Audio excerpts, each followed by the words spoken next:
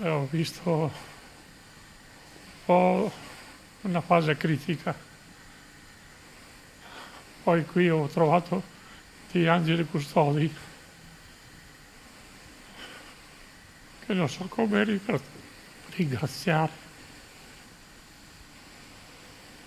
Il suo grazie agli infermieri e medici del reparto di terapia intensiva del Cafoncello era stato profondo e sincero, così come reale era la speranza di essersi lasciato alle spalle il peggio. Bruno Osto, 69 anni, una vita da infermiere a Campo San Piero, dove tra l'altro viveva, è invece morto nella notte. La sua battaglia contro il Covid l'ha combattuta fino alla fine, ma non l'ha vinta. A combattere con lui per settimane un intero reparto, in guerra ormai da 9 mesi contro un virus subdolo e senza pietà. Bruno era uno dei pochi pazienti coscienti che avevamo incontrato nel nostro viaggio nella rianimazione di Treviso, un uomo forte e in salute che forse aveva contratto il virus nel darsi agli altri. Facevo volontariato agli anziani e andando su una famiglia a fare una puntura, non so, forse c'era la figlia che l'ha portata e l'ho presa anch'io.